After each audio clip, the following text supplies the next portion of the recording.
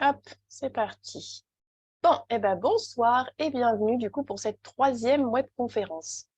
Je me réjouis du coup de partager avec vous ce nouveau sujet. Donc, je m'amuse toujours avec les illustrations comme ça, de se dire, mais est-ce que réellement on est habité par autant de monde à l'intérieur? Eh bien oui, et c'est ce qu'on va découvrir ensemble.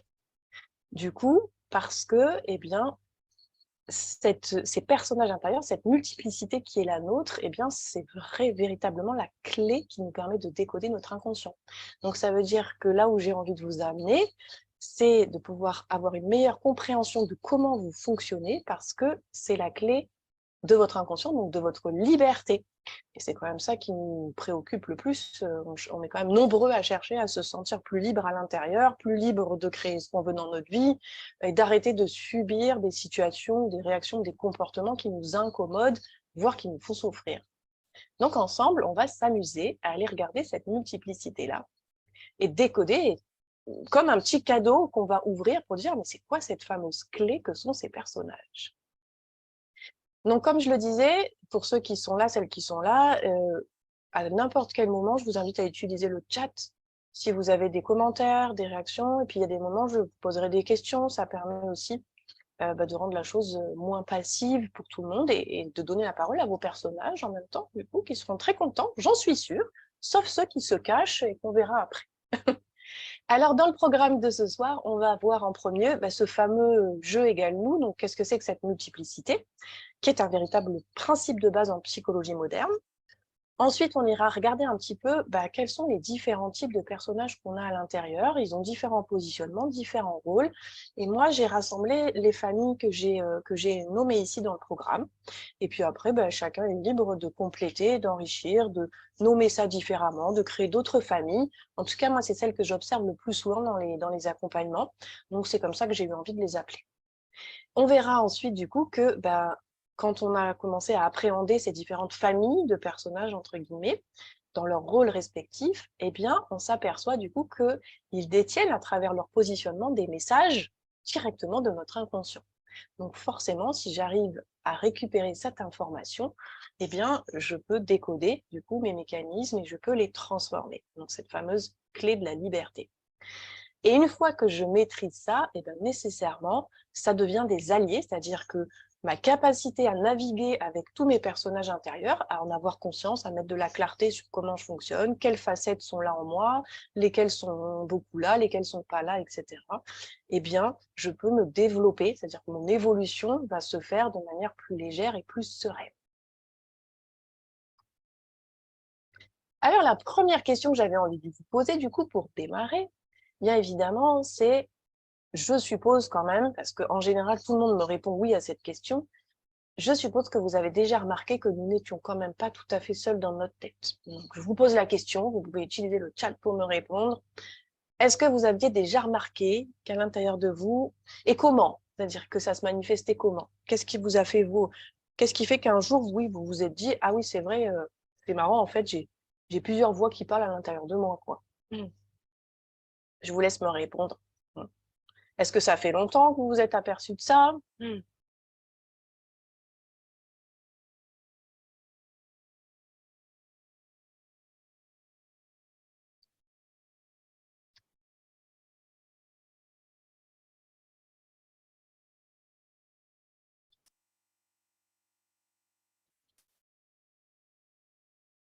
S'il y en a qui veulent réactiver l'audio et le dire à haute voix, c'est c'est super aussi, hein. Si c'est plus facile, tout me va.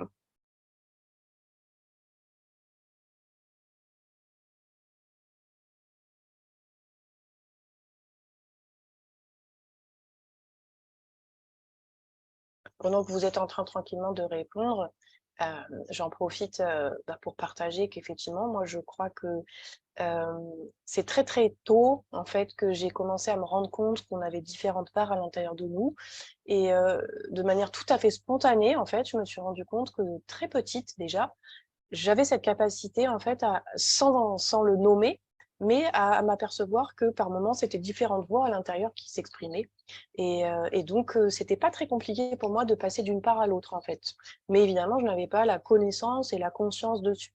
Donc, ça fait un paquet de temps que j'avais observé ça à l'intérieur de moi. Et oui, conflit intérieur. Et oui, c'est ça. On rigole. On rigole souvent avec ça parce que les exemples typiques, souvent qu'on partage et que je connais très bien aussi, c'est par exemple le matin, j'ouvre un œil et puis du coup, je me dis oh là là, je resterais bien au lit, là, franchement, tout ça. Et puis tout d'un coup, j'ai une voix qui s'agite à l'intérieur. Ah ben non, dépêche-toi, bouge-toi, il y a ça, il faut que tu fasses ça, nanana. Et hop, effectivement, conflit intérieur, et on a tout d'un coup plusieurs voix à l'intérieur. Autre exemple qu'on me donne souvent aussi, le plus spontanément, eh bien, c'est je prends un truc, je le fais tomber, etc. Et tout de suite, j'ai une voix qui dit « Oh, mais t'es trop bête, mais regarde comme t'es maladroite. » Et donc, j'ai une voix qui, à l'intérieur, s'élève tout d'un coup et met des jugements, en général, pas très sympathiques. Donc voilà, c'est ce genre de petites choses, de petites expériences-là, qui sont les plus faciles pour nous à repérer quand on se pose cette question-là pour la première fois. Donc voilà pour les petits exemples. La bonne nouvelle, par rapport à ça, c'est que non, nous ne sommes pas complètement fous d'entendre plusieurs voix. Et d'ailleurs, c'est aussi cette espèce de croyance ou d'a priori qui fait qu'en général, on ne s'appesantit pas tellement quand on s'aperçoit qu'en fait, on a plusieurs voix à l'intérieur. Très souvent, on n'y prête pas plus attention que ça parce que derrière, il y a cette peur de se dire « Ah non, mais entendre des voix, c'est-à-dire qu'on est complètement siphonné ». Donc, c'est vraiment pour ça que j'avais envie de faire cette conférence aujourd'hui. C'est pour casser cette croyance qui est vraiment un mythe, parce que en fait, ce concept-là de multiplicité intérieure, eh ben, il fait vraiment partie des courants de la psychologie moderne. Alors, on va le trouver, on va commencer à trouver un petit peu son émergence avec Freud, parce que lui, il parle, on a tous à peu près entendu parler du moi, du ça, du surmoi. Donc, il avait commencé à repérer qu'il y avait quand même différents niveaux à l'intérieur de nous qui s'exprimaient. Ensuite, il y a eu Carl Jung qui a énormément fait évoluer la psychologie du coup, et lui, il a établi des archétypes, il les a appelés comme ça. Et donc pareil, il a nommé différents archétypes comme ça qui ont été repris après aussi dans la spiritualité, etc. Et ensuite, c'est dans les années 80-90 que vraiment se sont développées des thérapies autour de la compréhension de ce fonctionnement intérieur multiple. Et donc, on va retrouver comme ça, celle que j'ai nommée ici sur la diapo, la thérapie des états du moi. Donc, vous voyez, moi, j'appelle ça les personnages intérieurs, et eux, ils appellent ça les états du moi. Donc, ça, c'est John et Helen Watkins qui ont inventé ça. Il y a eu tout le courant de ce qu'on appelle le voice dialogue, c'est le courant de la thérapie du dialogue intérieur, et là, c'est Hal et Sidra Stone. Et puis, encore plus récemment, il y a tout ce qui est Internal Family System, qui est la création, oui, du thérapeute Richard Schwartz, voilà, qui a encore plus approfondi et détaillé les familles, du coup, de nos facettes intérieures. Si vous avez des questions, surtout, n'hésitez pas. Donc voilà, pour moi, c'était très important de poser les bases, de dire que ça n'est pas une invention de ma part, de vous dire que nous sommes ce nous à l'intérieur du jeu, et que c'est vraiment quelque chose qui est en train d'émerger depuis un peu moins de 50 ans, un peu plus, voilà, plus ou moins, et qui est en train d'être approfondi au fur et à mesure. Alors, ce qui est assez génial, je trouve, c'est que finalement, moi, j'ai découvert cette théorie après avoir expérimenté de mon côté, en fait, cette connaissance donc de l'intérieur. Et c'était la petite aparté que je voulais faire parce que il y a des choses qu'on peut apprendre par l'expérience aussi. C'est pas toujours dans la théorie qu'on nous donne. Et ça, c'est ce qui s'est passé pour moi. C'est-à-dire en étant formée à d'autres courants psychologiques et psychothérapeutiques, ben, en fait, de moi-même, j'ai connecté ces notions de part intérieure et je suis allée explorer, expérimenter, affiner. Et après coup, j'ai découvert qu'il existait déjà des théories dessus. Donc, je trouve ça juste génial de voir que quand on a la curiosité, on aime explorer, eh ben, on a tout à fait la capacité de découvrir des choses par nous-mêmes aussi. Voilà. Donc, cette fameuse multiplicité intérieure. Bah oui, nous sommes donc constitués d'une multitude de sous-personnalités. On parle des états du moi, de sous-personnalités. C'est des facettes, des parts, voilà, des voix qui nous composent, qui font partie de nous. On les expérimente tous les jours parce que nos émotions bougent tous les jours, parce que entre le matin et le soir, on n'est pas dans la même humeur tout au long de la journée, on n'a pas les mêmes comportements, on n'a pas les mêmes réactions et on n'est absolument pas linéaire. Dieu merci, parce que je ne sais pas ce que vous en pensez, Mais si on était linéaire du matin au soir, je pense qu'on se ferait prodigieusement chier, sans vouloir être vulgaire. Je pense que ça serait parfaitement ennuyeux d'avoir des personnes qui sont identiques sans arrêt et qui n'aient aucune nuance. Et je crois que c'est vraiment le propre de l'humanité que d'être fait de cette multiplicité et donc de toutes ces variations tout au long de la journée. Et donc, c'est à nous d'apprendre à reconnaître ça à l'intérieur de nous, à apprivoiser ce côté multiple parce que c'est la clé pour pouvoir avancer du coup sereinement dans nos vies et librement. Voilà. Et donc, moi, j'ai fait le choix de les appeler nos personnages pour les rendre encore plus vivants, pour qu'on puisse les apprivoiser, se les approprier de manière plus ludique. Et donc, ce sont ceux qui s'expriment en nous toute la journée. Alors, j'ai amené deux petites nuances par rapport à ces personnages que l'on a en nous, ces facettes. La première, c'est ce que j'appelle toutes ces facettes, toutes ces parts de nous qui sont innées, entre guillemets. Alors là, qu'est-ce que j'entends par là? Quand j'évoque l'inné, je parle effectivement du fait que tous les petits bébés qui arrivent sur Terre, quand nous sommes nés, nous sommes arrivés avec une personnalité, justement.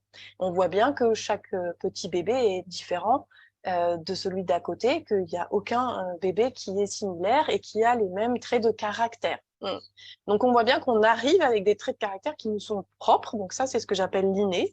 On va souvent pouvoir très rapidement repérer chez le nourrisson s'il est plutôt très actif, si c'est un gros dormeur, s'il est calme, s'il est curieux, s'il est tout de suite très attiré par certaines choses ou pas, s'il est plutôt dans sa bulle, etc. Il y a des tas de traits de caractère comme ça qu'on peut observer très vite et donc on arrive avec, entre guillemets. Voilà, tout simplement. Et ce que j'appelle ensuite l'acquis, eh bien, c'est ces facettes de nous qui vont se développer après, c'est-à-dire qui vont se développer au fur et à mesure du coup de notre évolution, de notre développement, et qui vont, entre guillemets, se conditionner, se former, se déformer, etc., se façonner tout au long de notre vie. Voilà.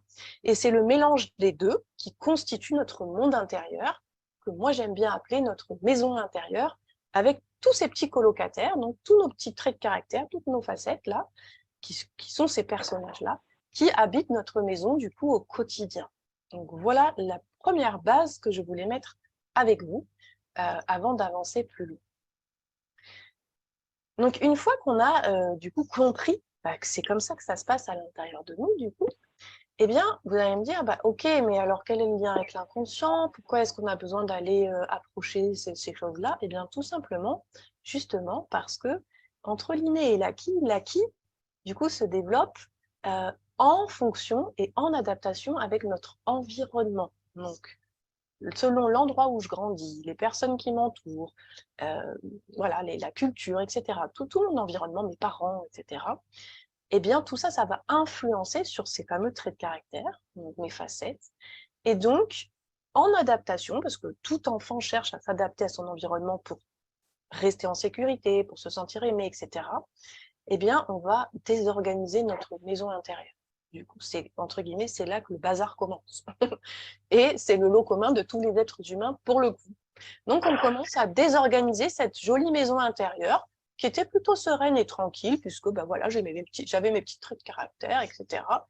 Et puis, tout d'un coup, je suis confrontée au monde extérieur et là, je commence à moduler, modifier certaines de mes facettes en fonction de ce que j'observe, ce que je me dis, ce que je crois, ce qu'on me dit dans mon environnement. Donc, il y a le déséquilibre qui, du coup, peut commencer à se créer pour s'adapter et pour survivre. Donc, je vais jusqu'au mot survie, évidemment, parce que dans certains cas, on peut vivre des choses vraiment très, très difficiles. Et donc là, on va développer des personnages intérieurs, des facettes de nous qui vont nous aider à survivre à notre environnement. J'ai mis un tout petit exemple.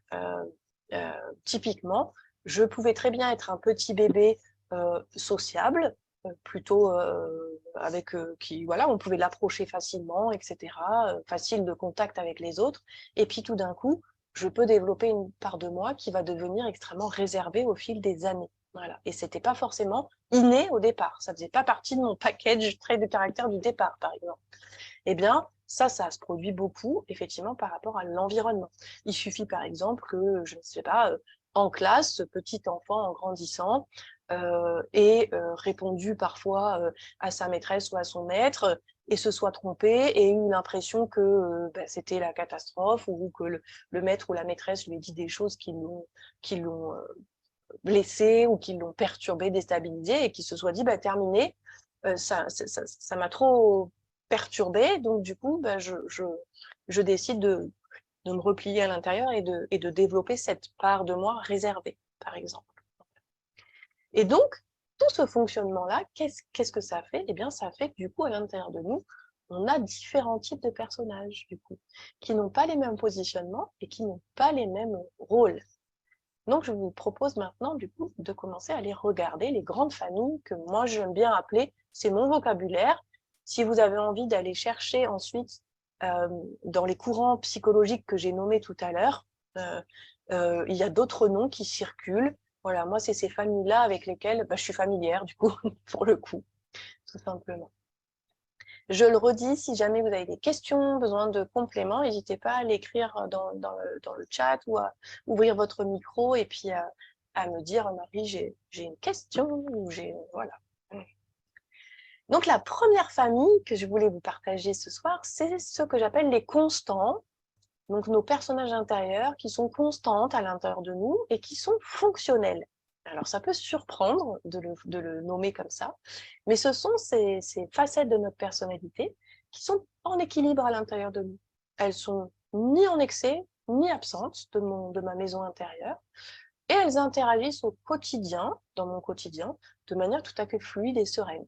Donc, il n'y a pas de conflit intérieur. Elles sont là à bon escient, j'ai envie de dire. Elles se manifestent dans mon quotidien, dans des moments où c'est réellement aidant pour moi, où c'est réellement à mon service, etc. Et donc, c'est des parts, du coup, qui coopèrent et qui communiquent en général avec le reste de mes personnages intérieurs, tout simplement. Donc, moi, j'aime bien dire que dans ces cas-là, c'est ces parts de nous qui sont réellement au service de notre bien-être, parce qu'elles contribuent réellement. Elles sont à leur juste place, en quelque sorte. La dernière fois, je ne sais plus avec qui je discutais de ça, et je disais, par exemple, si je devais illustrer ça, moi, j'ai une part structurée, j'ai une facette de ma personnalité qui aime bien la structure, et elle est ni trop ni pas assez dans mon fonctionnement au quotidien. C'est-à-dire qu'elle se mobilise à l'intérieur de moi, où je vais la chercher quand j'en ai besoin, et c'est toujours à propos, entre guillemets. Je suis confortable, ça ne me crée pas de désagrément, de déséquilibre, ça ne rentre pas en conflit avec d'autres parts. Voilà.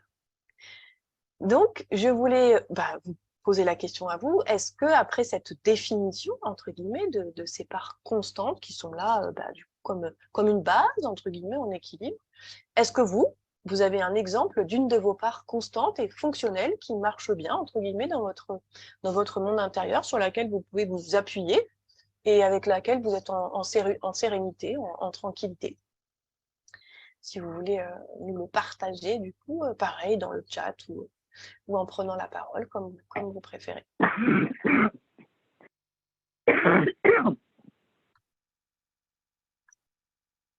Celle qui veut toujours faire. Ok. Je peux, moi, Paris? Ah bien sûr. Je dirais l'analyse.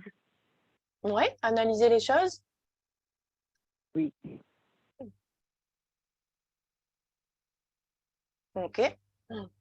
On en a plein, hein, en vrai. Alors, ce qui est rigolo, et ça, je vous inviterai vous allez sûrement y réfléchir après aussi, c'est que vous allez voir, on va mettre le focus davantage sur les autres types de personnages, parce que les constants, ils vont bien. Donc, forcément, pour décoder notre inconscient, en général, on s'appesantit pas forcément sur ceux qui fonctionnent bien. Mais c'est pour ça que, du coup, là, j'en profite pour vous inviter à aller regarder, parce que de temps en temps, ça fait du bien de ne pas avoir le regard toujours tourné sur ce qui dysfonctionne, mais de savoir aussi reconnaître les parts de nous qui fonctionnent bien, et ça leur fait beaucoup de bien. Je vous inviterai à être attentif à ça dans les jours à venir, à de temps en temps porter l'attention sur ces parts-là qui sont vraiment aidantes à l'intérieur de votre système, et qui, comme elles roulent toutes seules, souvent, on leur donne pas beaucoup d'attention. Et quand on le fait, elles sont hyper contentes. Donc ça, c'est témoignage de ma petite expérience. Ok, super. Effectivement, si c'est possible de couper les micros quand vous prenez pas la parole, c'est bien parce que sinon, ça peut faire des petits bruitages ou des petits parasitages. Donc, une fois qu'on a vu les constants, ceux d'après, c'est ceux que j'appelle les adaptés. Donc, il y a tous nos petits personnages qui sont, voilà, comme ce petit bonhomme qui est sur l'image, qui est tout sage, assis et qui s'adapte, en fait, voilà. Et dans les adaptés, ce que j'entends par là, eh bien, c'est toutes nos facettes qui se sont construites et qui se sont conformées donc à ce fameux environnement. Dans l'environnement, les principaux personnages adaptés, je les appelle souvent les voix de papa et les voix de maman. Donc, quand je dis papa, les voix de papa, les voix de maman, c'est-à-dire les voix de ceux qui vous ont élevé au plus proche. Alors, parfois, c'est les mamies, etc. Voilà, selon les familles, c'est pas toujours le papa et la maman. Parfois, c'est le grand frère. Peu importe. Mais ceux qui ont été les plus, du coup, les plus présents dans l'éducation, eh bien, on a souvent, sans s'en rendre compte, intégré tous, hein, c'est pareil, ça c'est universel, hein, c'est pas une exception pour certains, c'est tous pareil. On a intégré les voix de papa et maman avec leurs croyances, en fait. Et donc, souvent, sans s'en rendre compte, dans la journée, certains de nos comportements vont être dictés par les voix de papa et maman. Je ne sais pas, vous allez me dire si ça vous est déjà arrivé, mais moi, je ris beaucoup parce que des fois, je m'observe et je me dis, oh, oh punaise, on dirait maman qui me parle à l'intérieur, quoi.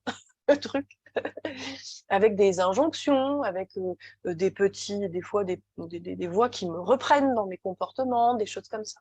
Donc c'est très rigolo de repérer, de dire oh ça c'est une voix papa-maman.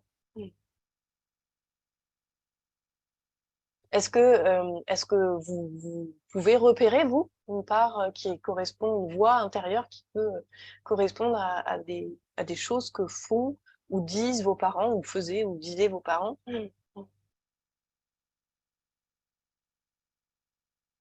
Parfois, c'est tellement subtil des fois, ça demande un petit peu de temps pour aller le repérer.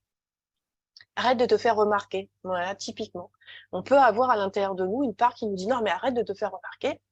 Et on se rend pas compte, effectivement, c'est l'imprégnation de papa ou de maman. C'est ça. Et que du coup, bah, on a intégré et on se le dit à nous-mêmes. Ils sont plus là, mais nous, on continue à se le dire. C'est formidable. Ensuite, il y a toutes ces injonctions inconscientes. Donc, du coup, on va aussi parler de l'inconscient collectif à ce niveau-là. Hein, voilà, toutes les imprégnations de cet inconscient collectif, donc les croyances communes, de la culture, de la société dans laquelle on grandit, religieuses aussi, spirituelles, etc. Toutes ces imprégnations-là qui font ça. On va retrouver, par exemple, tous les gros... je sais plus comment on dit ça, les gros a priori, enfin les grosses croyances de ah bah si t'es un homme, faut pas pleurer, il faut travailler dur dans la vie pour arriver à quelque chose, il faut être serviable, sois sage, fais plaisir. Tout ce type d'injonction-là rentre dans les personnages adaptés. C'est-à-dire que on a intégré ces croyances-là, on les a prises pour vraies quand on était petit, et on se comporte en loyauté avec ça, sans même s'en rendre compte. Donc, à nouveau, ça fait partie de l'acquis, hein, entre le guillemets et l'acquis, de l'acquis, c'est-à-dire c'est des facettes de moi que je développe, du coup, au fur et à mesure de l'âge, en fait, hein, de mon évolution, en intégrant les modèles de papa et maman, etc., en les prenant pour vrais, et je les reproduis après sans même m'en rendre compte. Et parfois, ça ne me correspond pas forcément. Donc, c'est là qu'intervient après un travail de conscientisation à nouveau pour aller repérer d'où ça me vient. Donc ça, c'était les fameux personnages adaptés. Est-ce que vous avez des remarques par rapport aux adaptés? Est-ce que vous pouvez vous reconnaître du coup? Est-ce que vous pouvez repérer des parts à l'intérieur des facettes de vous qui répondent à ça? Je surveille le chat en même temps.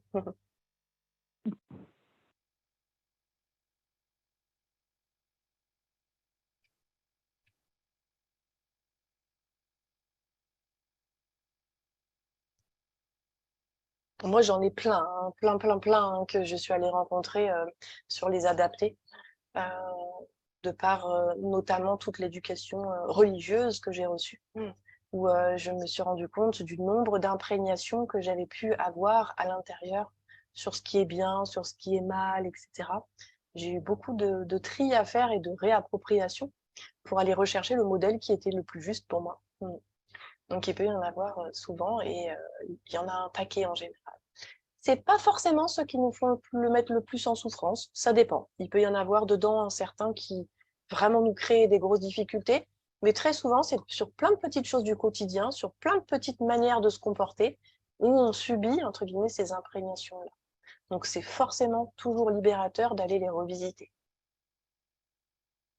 Ensuite, il n'y a pas de question, et bien du coup, je vous présente les absents, ou bien les bannis, les exilés, voilà, toutes ces facettes. Ouais, je lis les commentaires du coup.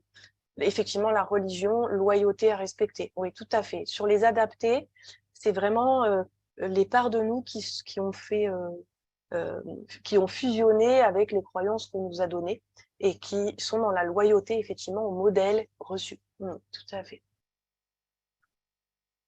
Ah, ok, Brigitte, d'accord. La part de tout à l'heure, c'était l'adapté. Ok. C'est possible, vous allez après rire, hein, parce que vous allez pouvoir après vous amuser à repérer, à vous dire, ah, celle-là, c'était la constante, celle-là, c'est l'adapté, etc. Et là, donc, on est dans les absents. Donc, ces fameux personnages qu'on ne voit jamais. C'est-à-dire, c'est des facettes de nous qu'on ne voit pas. Elles sont bannies de notre système intérieur. Et quand je dis bannies, je n'exagère pas, parce que c'est vraiment des parts qui n'ont pas le droit de se montrer. Donc, on va tout mettre en place pour qu'elles restent dans l'ombre. Voilà. Et donc, très souvent, c'est des parts de nous qui sont jugées, qui n'ont pas le droit d'être là, donc qui n'ont pas les autorisations, la permission dans notre psychisme, et qui sont souvent associées à nos défauts. C'est-à-dire, hein, on est toujours en train de regarder ce qui est bien et ce qui est mal, à nouveau, hein, cette dichotomie tout le temps, cette dualité. Et donc, si je regarde, si j'ai toujours un œil entre ce qui est bien et ce qui est pas bien, eh bien, j'ai toujours un regard sur ce que j'estime être des jolies facettes, les bonnes facettes de moi, et les mauvaises, donc celles qui correspondraient à des défauts. Et donc, tout ce qui correspond en général à des défauts, on les laisse sous le tapis, on ne veut surtout pas les voir. Voilà. Donc, par exemple, dans les absents, moi, je retrouve pas mal de traits communs dans les personnes que j'accompagne. Il y a beaucoup dans les absents, l'écoute de soi, avoir le droit de penser à soi d'abord, écouter ses besoins, etc. C'est quand même un trait assez répandu. Donc, ces personnages-là, qui correspondent à la prise en compte de ses besoins, à l'écoute de soi, etc., à pouvoir prendre soin de soi d'abord, etc. Très souvent, ceux-là, ils sont relégués au bout du jardin et à chaque fois qu'ils essayent de venir, ils se prennent la porte, quoi, hein, dans le nez, quoi. Donc ça, c'est un exemple. Il peut y avoir aussi les parts, avoir le droit de se poser, de s'arrêter, de ne rien faire, etc., qui sont souvent jugées.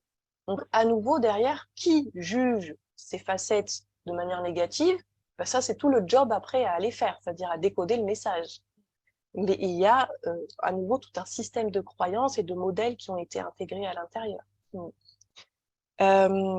Il peut y avoir, par exemple, je pense à certaines personnes aussi que j'ai accompagnées qui avaient un trait de caractère inné qui était très spontané, très exubérant, et ils ont atterri, pas de chance, dans une famille hyper calme, hyper posée, où il faut pas avoir un truc qui dépasse. Et du coup, l'exubérance de cet enfant est venue déranger le modèle parental, et donc a été, entre guillemets, rabroué. Donc du coup, cet enfant, qu'est-ce qu'il a fait? C'est que cette facette innée de lui, plutôt exubérante, eh ben, il l'a, pareil, mise au placard, enfermé à double tour, parce que c'était pas bien vu par son entourage. En tout cas, c'est comme ça qu'il l'a perçu, par exemple. Je pense aussi encore à une autre personne qui pouvait être très dans l'émotion, très dans sa sensibilité, et qui, pareil, a eu un environnement plutôt froid et un environnement familial où on ne discutait pas de ses émotions, on ne parlait pas de ses ressentis, etc. Et qui donc a cru que c'était une mauvaise chose et pareil, a mis sous le tapis toutes ses émotions et peut paraître du coup de quelqu'un de très froid aujourd'hui. Donc la part qui est totalement absente, c'est la part sensible qui a été mise au placard, qui est maintenue dans l'ombre. Voilà. L'exubérance, ouais. Est-ce que vous aussi, là, spontanément, vous pouvez identifier certains absents, certains exilés dans votre monde intérieur, certaines facettes qui n'ont pas trop le droit d'exister ou pas encore pleinement?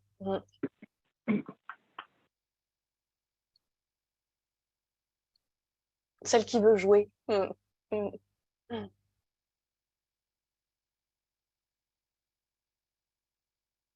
Ah oui, on en a plein.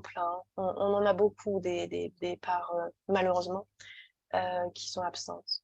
Et oui, le lutin espiègle. Ah ben celle-là, je l'aime bien de part. Et oui, Mhm. en fait, quand on commence à regarder en soi ces parts-là, et surtout quand on commence à regarder qui sont les absents, les exilés chez les autres, on se rend compte que des absents chez nous ne sont pas forcément absents chez les autres. Et donc, on se rend compte que chez nous, ils ne sont pas forcément autorisés, alors que chez d'autres, oui. Donc, c'est assez rigolo de commencer à s'apercevoir de ça. Et c'est ce qui permet de comprendre qu'en fait, dans mon monde, ils ne sont peut-être pas autorisés parce qu'ils sont jugés, mais en fait, dans le monde de l'autre, avec un autre modèle, ils sont complètement acceptés. Donc, ce qui veut bien dire que je peux changer à l'intérieur mon référentiel et je peux changer mes croyances pour pouvoir réintégrer du coup des parts de moi que j'avais mis de côté. C'est vraiment un très beau travail de restauration et de réintégration avec les absents. Et c'est très important parce que c'est ce qui crée notre complétude et notre plénitude. Sinon, je suis toujours en manque et en déséquilibre. J'ai besoin de toutes les facettes. Et d'ailleurs, ce qui est assez rigolo, je fais une petite parenthèse anecdote un complément sur les absents et les exilés. Très souvent, pour pouvoir repérer les absents qui sont chez nous, une manière très simple de le faire, c'est de regarder ce qui nous agace le plus chez les autres. Parce que très souvent, les facettes qui nous exaspèrent chez les autres, c'est très souvent celles qu'on n'autorise pas chez nous. Donc c'est très rigolo du coup de voir ça. Moi je m'amuse pour le coup, moi je joue là pour le coup Brigitte. Là je joue beaucoup avec ça parce que comme tout le monde, je vais être envahie d'un coup par une part qui va réagir et qui va juger la part de l'autre. C'est très souvent comme ça. Et puis quand ça réagit assez fort, eh ben, je m'amuse et je me dis oh, mais ça vient me parler de quelle part de moi que visiblement je juge pas très positivement pour que ça me fasse réagir comme ça. Et donc je rigole beaucoup avec ça. Ça me permet d'apprendre beaucoup à nouveau sur mon monde intérieur. Donc voilà la petite astuce si vous avez envie de vous amuser. Vous pourrez maintenant repérer que si ça réagit beaucoup face à une facette de quelqu'un d'autre, un de ces personnages, bien ça vous donne une indication aussi d'aller regarder chez vous dans votre monde cette part-là, où est-ce qu'elle en est. Par exemple, si je vous donne une illustration concrète de ça, moi, je suis quelqu'un qui peut ne pas forcément avoir de facilité à demander de l'aide. C'est dans mon système intérieur, ça n'est pas une part qui a de la facilité. C'est mieux qu'avant, mais c'est pas tout à fait fluide. Et en face de moi, j'ai quelqu'un dans mon entourage qui, par contre, alors, demande de l'aide avec une énorme aisance. Et ben moi, je juge ça comme quelqu'un de sans gêne. Et alors, quand je suis passée par-dessus ce jugement, je me suis rendu compte qu'en fait, non, ça n'a rien à voir avec ça. C'était qu'en fait, cette personne me montrait quelque chose que moi, je ne m'autorise pas. Et donc, j'ai tout à apprendre, du coup, en observant ça. Ah, tu comprends. Ne pas oser dire je ne suis pas d'accord. C'est super, je suis hyper contente que vous ayez hop, ça pop-up comme ça et vous puissiez capturer dans votre propre système, du coup, que ça, hop, ça fasse des déclics pour repérer chez vous. En tout cas, voilà la petite astuce sur les absents. Si vous n'avez pas de questions sur les absents et les exilés, eh bien, et les absents et les exilés, ils ont vraiment beaucoup besoin de nous. Hein. Bah, toutes nos facettes ont besoin de nous, mais les absents, ils ont en général bien morflé parce que, en fait, très souvent, ils essayent de revenir. Hein. Ils essayent de revenir assez régulièrement et à chaque fois, ils se prennent des grosses baffes dans la tête. Donc, voilà, c'est des trésors d'amour pour aller les rechercher et les ramener à l'intérieur de nous.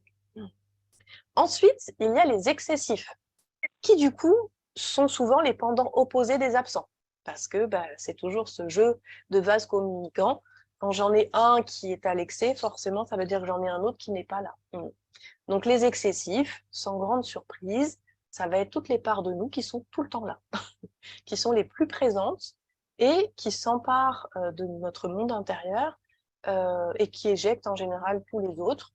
Ils prennent toute la place, quoi, voilà, tout simplement. Ils crient plus fort que les autres. Ils sont là très souvent, donc on a l'habitude de les voir régulièrement. Et en plus, ils n'ont aucun problème à entrer en conflit avec les autres pour être sûr qu'ils ont la place, voilà, et qu'ils vont pouvoir jouer leur rôle. Donc voilà. Donc ceux-là, ils sont aussi très, très intéressants à les rencontrer parce que eux, ils nous parlent de nos stratégies de survie, du coup. Voilà. Ils viennent mettre en lumière les espaces de nous où on a dû se conformer, s'adapter, modifier notre monde intérieur pour des raisons de survie. Donc, à nouveau, de l'adaptation suite à des blessures, des manques, des chocs émotionnels, etc. Dans les excessifs, ce que je cite souvent, c'est plus des familles, souvent. C'est-à-dire, on retrouve dans ces facettes-là toutes les familles des contrôlants, tous ceux qui ont besoin de toujours tout contrôler, vérifier que tout est comme ci, comme ça, à l'excès, c'est-à-dire que c'est tout le temps là dans leur vie, ils ne peuvent pas faire sans ça. Il y a les familles des auto-saboteurs, par exemple, où on est tout le temps en train de se couper l'herbe sous le pied tout seul. On ne comprend pas pourquoi on se fait ça. Mais c'est pareil, c'est plus fort que nous. On le fait, ça se répète sans arrêt dans toujours les mêmes situations, etc. Donc, c'est tout ce type de famille-là. Et l'indice, à chaque fois pour les repérer, c'est ce fameux plus, plus, plus. Hein. C'est-à-dire qu'ils ne sont pas du tout dans la demi-mesure. Hein. C'est un peu des tornades, hein, entre guillemets, hein, quand ils se mettent en place. Est-ce que, là c'est pareil, est-ce que sur les excessifs, vous pouvez repérer des parts, en général on y arrive plutôt bien, celle-là, parce que c'est celle qu'on voit le plus souvent s'exprimer à l'intérieur de nous.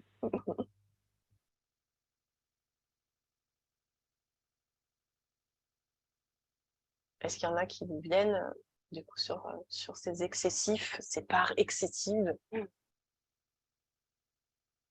qui Ranger. s'expriment? Oui, pardon Marie? Je suis très demandeuse qu'il y ait de l'ordre, du rangement chez moi, partout. Ranger. Ok, ranger, super. Ranger, ranger. Oh, super. Bah oui, oui, on a tous, hein, on retrouve, alors là je m'amuse un peu à dire, mais effectivement, tous ceux qui sont dans le contrôle, tous ceux qui ont besoin de tout planifier, des parts qui ont besoin de tout organiser, de tout ranger, qui ne peuvent pas se poser tant que tout n'est pas clean.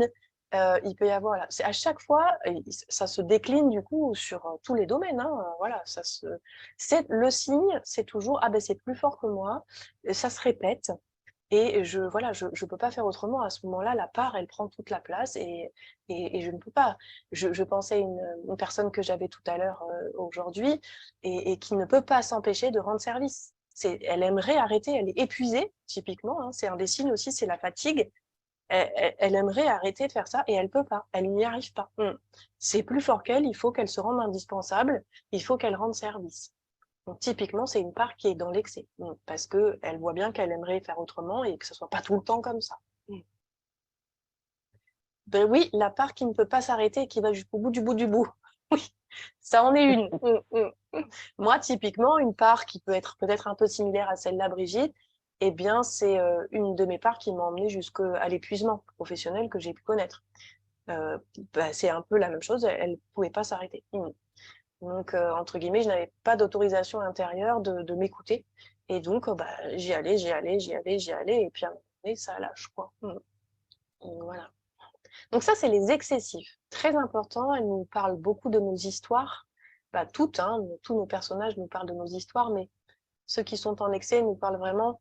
On commence à rentrer, entre guillemets, dans plus de profondeur sur vraiment nos manques, hein, ces espaces qui ont pu être vraiment insécurisés. Très souvent, toutes les parts contrôlantes, elles répondent à des angoisses. Donc, c'est que derrière, il y a une histoire où il y a dû avoir voilà, des insécurités intérieures chez l'enfant, etc. Donc, ça détient beaucoup de clés sur notre histoire d'enfance, du coup, et éventuellement, effectivement, de choc émotionnel, etc.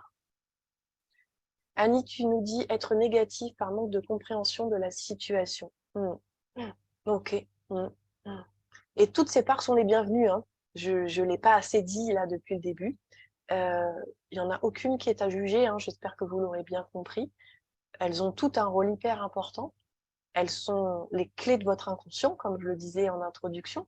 Donc, elles détiennent des trésors sur votre vie, sur vous, sur comment vous fonctionnez. Donc, c'est toujours pour moi une merveilleuse découverte que d'aller à leur rencontre. C'est des alliés hors pair pour pouvoir mettre de la clarté sur ce qui se passe à l'intérieur de nous. Et en lien avec les excessifs, mais j'ai quand même voulu distinguer les familles, il y a ces parts de nous que j'appelle les gardes du corps. ce sont des grands protecteurs de nos enfants intérieurs. Donc ça, ce sont vraiment des parts de nous qui viennent devant, je vais le dire comme ça, mais qui se mettent devant nos petits-enfants, qui sont restés blessés, choqués, traumatisés de quelque chose, et qui, du coup, ont dû trouver une façon de survivre à ce choc émotionnel, ce traumatisme, et qui ont créé ces parts gardiennes à l'intérieur, qui vont les protéger d'une éventuelle nouvelle souffrance du même ordre qui pourrait se produire. Donc ces parts, elles sont dévouées corps et âme, H24, 7 jours sur 7, elles ne prennent jamais de vacances, pour s'assurer que la petite que vous avez été n'aura jamais à revivre une émotion, un choc de cet ordre-là, qui a été trop violent intérieurement, dont le psychisme de l'enfant a été trop fort, le psychisme de l'enfant n'a pas pu faire face à ça, et l'émotion non plus n'a pas pu être vécue et gérée, pas dans le sens de contrôler, mais dans le sens d'absorber finalement, traverser. Et du coup, eh ben, ça a été tellement insupportable intérieurement que, hop, à l'intérieur, on a cette magie de notre psychisme inconscient qui crée ces gardes du corps et qui les met en protection. Plus jamais il faut que j'ai à vivre ça. Donc là, on en a un certain nombre aussi. Plus on a eu de blessures, de manque et de traumatismes ou de chocs émotionnels, plus on a de gardiens à l'intérieur de nous, forcément. Et ce sont voilà, des veilleurs, ils veillent à ce qu'on ne souffre plus, voilà, tout simplement. Et là, je me suis noté notamment 2 illustrations pour vous partager là sur ces gardes du corps. Une qui correspond plus à un trauma qui peut être plus reconnaissable, entre guillemets, et une autre qui peut être beaucoup plus subtile, et c'est pour ça que je l'ai choisie. Je pense à une personne, notamment, qui avait un sacré garde du corps dans sa relation avec l'argent. Parce que cette personne, quand elle était petite, en fait, c'est l'anecdote qui, dans les yeux de l'adulte, paraît complètement anodine et qui n'est absolument pas pour l'enfant qui l'a vécu. Donc cette dame, quand elle était petite, sa maman un jour l'a envoyée acheter, je ne sais plus si c'est du pain ou etc. En tout cas dans une petite boutique toute seule. Et c'est une enfant de mémoire qui avait même pas 10 ans, donc c'est quand même pas très grand. Elle lui avait donné l'argent pour aller acheter, etc. Elle y est allée, elle a acheté, elle est rentrée. Et en fait, il se trouve qu'elle n'a pas ramené la monnaie qu'il fallait. Et en fait, sa maman l'a pourri. Voilà. Donc sa maman l'a complètement pourri. Et cette petite, en fait, elle était restée coincée. Donc sa petite fille à l'intérieur était restée complètement rabougrie, vraiment très perturbée dans l'incompréhension.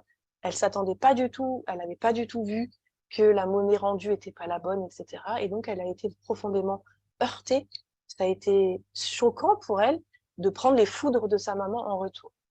Eh bien, figurez-vous que sur une situation qui peut paraître anodine comme ça, dans les yeux d'un grand, d'un adulte, eh bien, pour un enfant, quand c'est trop fort comme ça, il va développer quelque chose. Et bien, cette personne avait développé une aversion pour l'argent. Et donc, toute sa vie jusque-là, elle avait fait en sorte de ne jamais avoir à gérer. Elle trouvait toujours des personnes qui géraient pour elle, etc. Elle avait une aversion complète pour l'argent. Donc, ça a été un processus de réintégration, du coup, de réparation de sa petite fille, pour la remettre en sécurité, en tranquillité, pour qu'elle retrouve un rapport avec l'argent et qu'elle puisse se remettre à aller payer tranquillement, sereinement, etc., sans avoir à l'intérieur d'elle un espace qui était complètement tremblant, finalement. Voilà. Donc ça, c'est la première illustration. La deuxième illustration que je peux vous partager, qui va vous paraître beaucoup plus classique, ça peut être typiquement un enfant qui est battu. Voilà. Par exemple, un enfant qui est battu par ses parents, sa mère, son père, peu importe, et du coup, qui va, pour pouvoir survivre à ça, j'ai des exemples aussi, pareil, dans les gens que j'ai pu accompagner, d'un papa qui quand il rentrait le soir, dès qu'il y avait du bruit, ça y est, c'était le déclencheur et il prenait des roustes, etc. Eh bien, ce petit enfant-là, c'est pareil, à nouveau, c'est tellement traumatisant d'avoir à subir ça, que ce petit enfant, il va développer la capacité de se tenir tranquille, de faire le caméléon, de se faire tout petit, le plus discret possible, de jamais faire de bruit, de surtout ne pas se faire remarquer. Et donc, il va surdévelopper, donc ça va devenir une part excessive, c'est pour ça que je vous disais qu'ils sont liés. C'est une part gardienne, parce qu'elle veut lui éviter d'avoir à vivre cette violence-là, et en même temps, elle est excessive, parce que du coup, elle est présente très très souvent. Et c'est des enfants qui, du coup, souvent ont des antennes sur l'observation du comportement de l'autre et détectent tout de suite les changements d'humeur chez l'autre. Donc, c'est une grande faculté, mais à l'excès, et qui, du coup, vont tout de suite adapter leur comportement en fonction pour ne surtout pas déclencher la tempête. Voilà. Donc, voilà 2 illustrations sur nos parts gardiennes. Est-ce que vous avez... Celles-là, elles sont parfois plus délicates à aller trouver parce que... oui, la part qui avait du mal à partir de la maison pour quelques jours. Et oui, et oui. Oui, oui. Brigitte, merci. Oui, on peut avoir... des fois, on ne comprend pas sur le moment pourquoi on a telle réaction. Ben, là où vous le comprenez le moins, sachez que la plupart du temps, c'est que ce sont des parts garde du corps. Et que, justement, on ne le comprend pas parce que le garde du corps, une de ses vocations, c'est de brouiller les pistes. Puisqu'il veut surtout pas qu'on réouvre la boîte de Pandore avec l'émotion de souffrance qu'il y a eu derrière, voilà le choc émotionnel.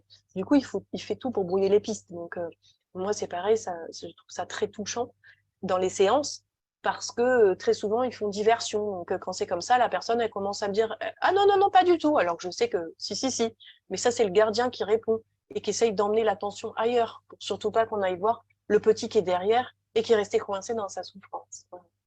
Donc, effectivement, c'est un bon indice de regarder ça comme ça. Voilà. Donc, voilà les grandes familles, du coup, de ce qui se passe en vous.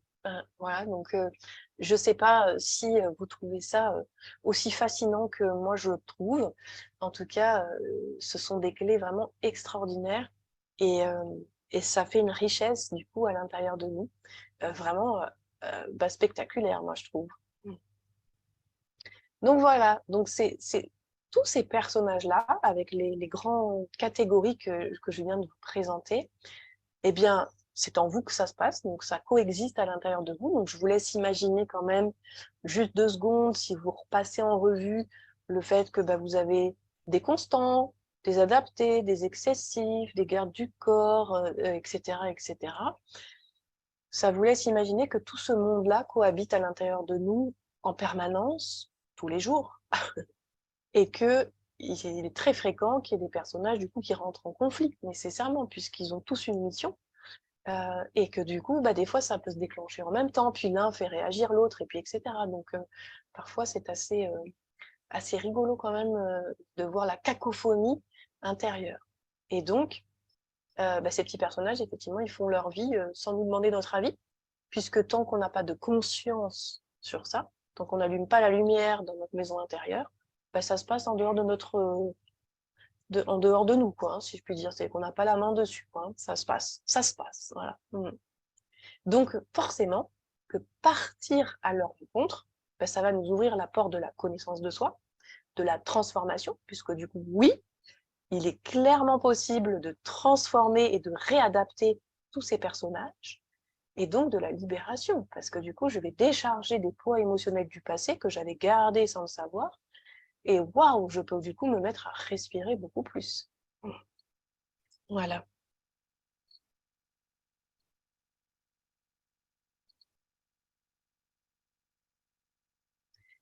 C'est pour ça que du coup, je vous dis que ils sont la clé, en fait, pour venir décrypter nos réactions et nos comportements. Et donc, dans ce cheminement, donc, pour actionner cette clé, entre guillemets, de décodage de ces mécanismes inconscients qu'on a engrammés à l'intérieur de nous, bien, c'est certain que les premiers auxquels on va s'intéresser pour pouvoir se soulager, se libérer des plus gros fardeaux, entre guillemets, c'est les 2 catégories des gardes du corps et des excessifs, qui sont souvent reliés. Parce que c'est là qu'il y a les plus grandes blessures derrière, et c'est là où il y a nos petits nous du passé qui sont restés coincés avec leurs émotions et leurs traumatismes. Donc notre attention en thérapie, elle va forcément être attirée en premier lieu sur ces 2 catégories-là, et puis ensuite on va voir les absents, puisque ça va derrière. Une fois que je libère et que je décode les parties garde du corps et excessives, automatiquement, j'ouvre la porte aux absents. C'est-à-dire que je leur permets de rentrer. C'est immédiat. C'est systématique. Dès que je débloque, du coup, et que le garde du corps ouvre la porte, eh bien, ça me permet de réintégrer la part opposée qui n'avait pas lieu d'être. Exemple, moi, j'ai grandi dans une famille où le conflit n'existait pas. J'ai toujours eu très peur du conflit. Mes parents faisaient toujours tout pour éviter le conflit, plus avec les côtés religieux, qu'on ne doit pas faire de mal à son prochain, tant la joue, puis l'autre, puis machin, enfin, tous ces trucs-là. Bref, bah, du coup, voilà, c'était très compliqué pour moi.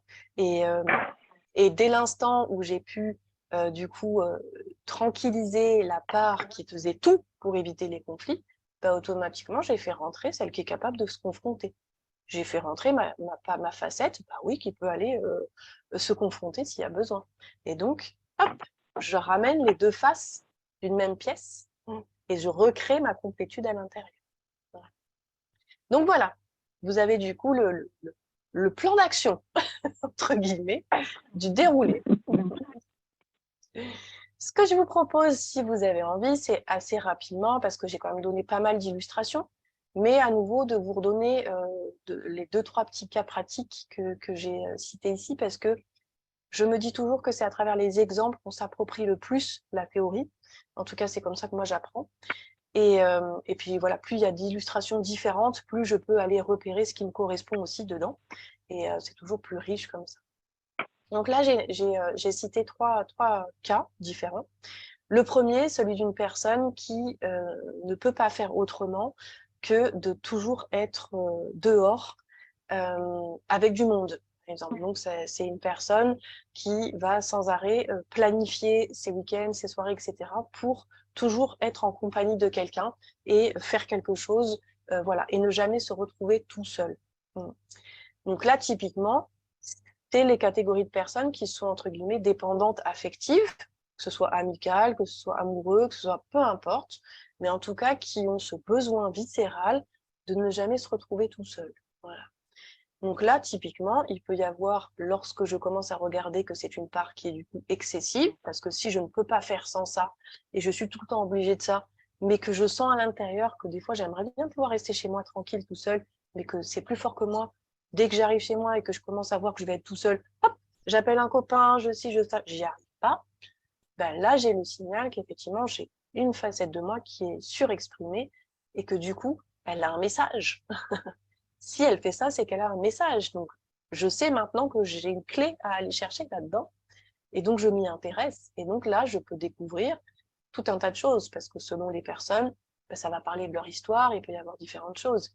Il se peut, par exemple, parce que j'ai déjà eu ce genre de situation, que ce soit une personne qui, petite, par exemple, ou petit, a eu des moments où, en fait, les parents, sans s'en rendre compte, pensaient qu'il était ou elle était assez grand, assez grande pour rester tout seul le soir et sont sortis à plusieurs reprises. Et en fait, ce petit enfant, en fait, s'est senti en insécurité et a eu très peur. Eh bien, typiquement, c'est le genre à nouveau de petites choses auxquelles on ne va pas forcément penser parce que nous, on va trouver ça banal dans notre regard d'adulte, mais qui en fait aura développé une peur panique d'être tout seul, par exemple le soir. Et donc, il faut toujours que mes soirées, j'ai quelqu'un à côté. Voilà, typiquement. Donc ça, c'est le premier cas pratique, entre guillemets. Donc là, on peut voir effectivement, si vous vous amusez avec les différentes catégories, on va plutôt être sur la famille du coup des excessifs, voire des gardes du corps. Parce que ça veut dire que le gardien va se mettre en action pour faire en sorte qu'il y ait toujours quelqu'un avec lui ou avec elle pour ne pas avoir à revivre cette terreur intérieure. D'accord ? Donc à la fois, c'est une part qui va être excessive et en même temps, c'est un garde du corps. Donc on a les deux qui s'assemblent. Ensuite, le deuxième cas, si vous avez des questions, n'hésitez pas, hein, si vous avez envie d'intervenir.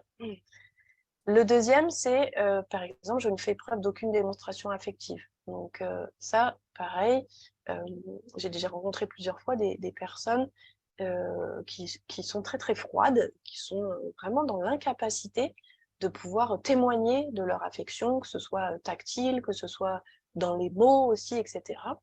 Et qui en souffrent, parce que évidemment, si les personnes elles viennent me voir, c'est qu'elles en ont marre de vivre ça comme ça. Donc là, à nouveau, on a une part qui est vraiment un peu trop présente, hein, donc souvent elles vont être dans l'excès. Et quand on va regarder, en fait, on s'aperçoit que dans l'histoire de cette personne, eh bien, tout simplement, c'est une personne qui, petit, là, c'était plutôt un homme au qui je pense dans cette histoire-là, c'est un petit garçon qui était très, très sensible. Donc, il y avait vraiment une sensibilité très développée. et qui en fait avait un papa qui n'était absolument pas comme ça. Et donc à chaque fois qu'en tant que petit garçon, il allait vers son papa dans son émotion, et ben son papa était dans l'incompréhension et donc avait une attitude de rejet entre guillemets par rapport à l'émotion de son fils. Donc lui, il a enregistré que le fait d'être dans la démonstration émotionnelle était quelque chose de dangereux parce que je pouvais avoir la désapprobation de papa. Et donc, il a développé en adaptation, donc c'est une part adaptée, qui s'est adaptée au modèle de papa et qui a intégré, ah ben non, il vaut mieux avoir l'air insensible. Parce que du coup, là, on est comme papa et du coup, on est accepté. Voilà. Et pour quelqu'un qui sort le moins possible, ah ben là, il faut aller introspecter, il faut aller explorer parce que là, les cas pratiques que je vous donne, c'est vraiment des vécus derrière, c'est des histoires que j'ai accompagnées. Donc du coup, je peux vous donner l'histoire qui va avec. Mais en fait, derrière l'intitulé, il peut y avoir plein d'autres histoires. Et en fait, il n'y a que la personne qui a le message. Et donc, ça demanderait d'aller l'introspecter, mais on pourra l'explorer si tu as envie, d'aller regarder qu'est-ce que c'est, du coup, si j'ai une part qui, elle, sort le moins possible, du coup, de quoi elle me parle. Il y a forcément aussi, pareil, une histoire derrière que cette part de toi détient. Et la troisième, j'en ai un tout petit peu parlé parce que moi, je peux me reconnaître là-dedans, le fameux j'évite tous les conflits.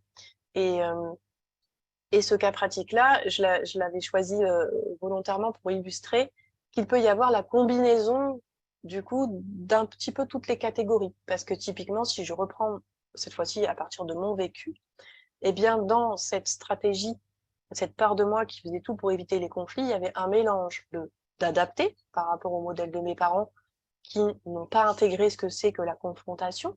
Et donc, moi, je n'ai pas intégré ce modèle-là, donc je n'avais pas les outils, entre guillemets, tout simplement, c'était pas naturel pour moi. Et il y avait un mélange après de culture, donc d'adaptation aussi à la culture, tous les préceptes, comme je disais, religieux, comme si le conflit c'était quelque chose de pas bien. Et à la fois, il y avait aussi une insécurité derrière associée au fait de se mettre en conflit parce que ça pouvait mettre l'autre en détresse et voir l'autre en détresse m'insécuriser prodigieusement. Donc là, du coup, c'était une part qui pouvait devenir excessive cette fois-ci et enclencher du coup des gardiens pour éviter d'avoir à voir l'autre dans la détresse ou à me retrouver dans la détresse. Donc parfois, on peut avoir un petit combo, c'est génial. Elles s'allient, les parts de nous, et elles peuvent s'allier sur des mêmes thématiques parfois. Donc c'est ce qui fait un petit peu le millefeuille et ce qui fait que l'exploration peut prendre un petit peu plus de temps selon les thématiques qui nous occupent dans nos vies. Voilà. Donc voilà du coup les petits cas pratiques. Est-ce que vous avez des questions sur ces illustrations?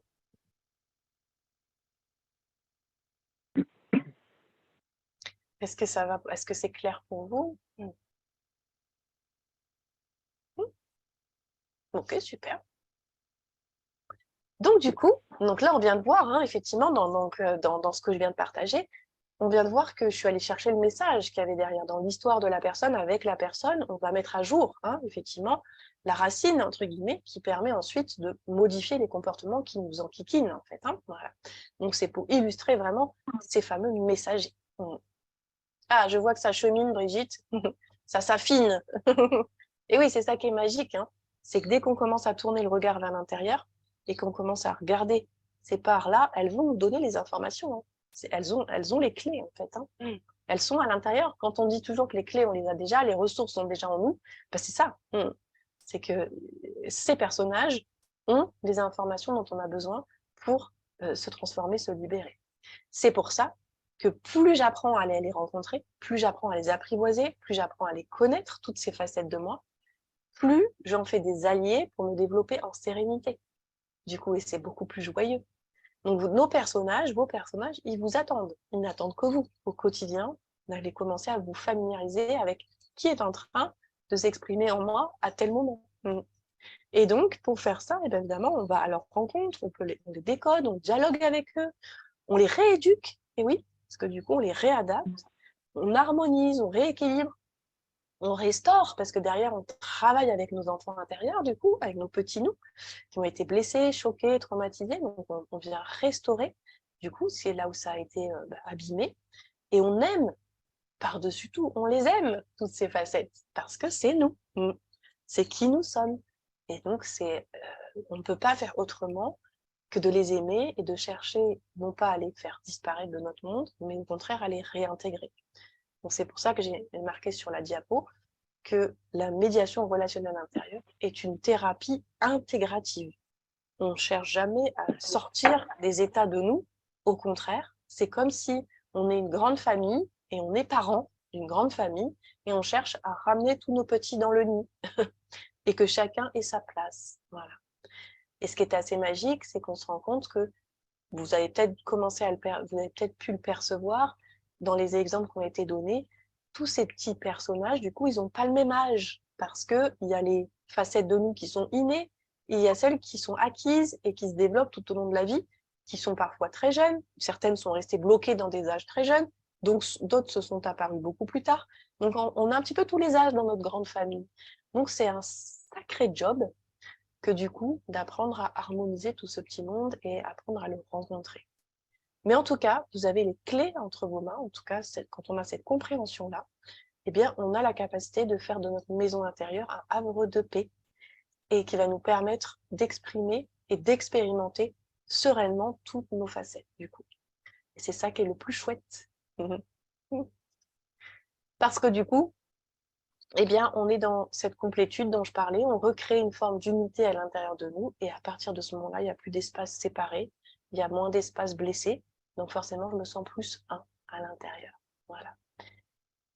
Et donc, pour terminer, du coup, ce moment partagé avec vous, eh bien, j'avais envie simplement de vous demander, déjà, si vous avez des questions, elles sont les bienvenues, parce que là, j'ai terminé, du coup, ma présentation dans ce que je voulais vous dire ce soir.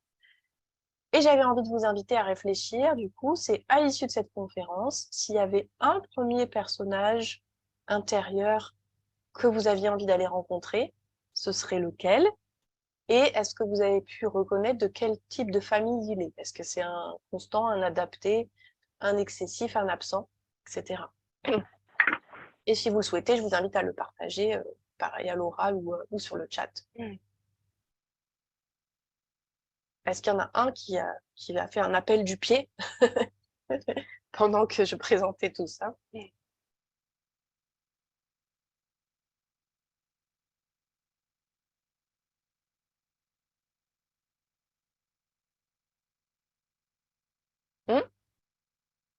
Annie, je vois, ok, l'adapter. C'est comme Excessif. tu as dit. Et Maryse?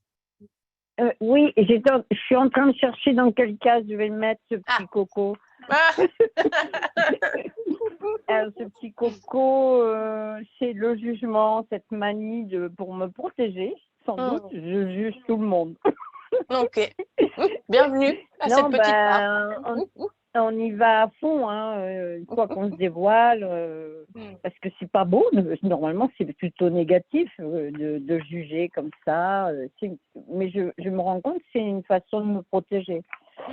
Et donc, je dirais que c'est une part constante. Ça fait partie des constants. Ok. Et est-ce que... il y avait le sécuritaire, mais mets-toi à l'abri, attention, il y a des bombes qui tombent, donc dans la cave, protège-toi. Là, ce serait plutôt un garde du corps, je crois. Oui, complètement. Super. Tu as tellement bien expliqué maintenant qu'on sait tourner la clé un peu. Ah, maintenant, en général, une fois que je transmets les concepts, les gens les oublient plus. Du coup, ça va. C'est génial. Quel cadeau tu fais. Merci, Marie. Avec un grand, grand plaisir. Alors, du coup, bravo à vous. Si vous avez besoin de mon aide, évidemment, pour aller les rencontrer davantage, je suis là. Mais déjà, je pense qu'avec ce qui a été dit ce soir, il y a des choses qui vont décanter et tout ça. Et je suis ravie que ça vous donne des clés parce que c'est comme ça que on se transforme en soi, on va transformer le monde et c'est ça qui m'anime. Et ensuite, le mois prochain, parce que du coup, je continue les conférences, j'essaye d'avancer du coup dans la méthode. Et le mois prochain, on ira s'intéresser aux pilotes, du coup, puisque là, on a vu du coup les enfants de la grande famille. Et après, c'est qui pilote tout ça, donc ce fameux grand moi, cette conscience, etc.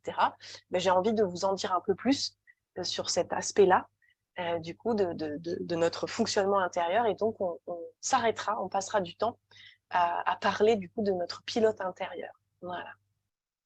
Est-ce qu'il D'accord. y a un petit mot de la fin que vous avez envie de dire? Ça va pour vous? Ben, écoute, oui, je reprends 2 secondes la parole pour te Mhm. remercier encore. Beaucoup de gratitude pour ce que tu as apporté, tout ce que tu as expliqué. C'est super clair. On se sent tout, enfin, personnellement, je me sens toute joyeuse à la fin. C'est pas du tout triste, c'est Ah, non. bien.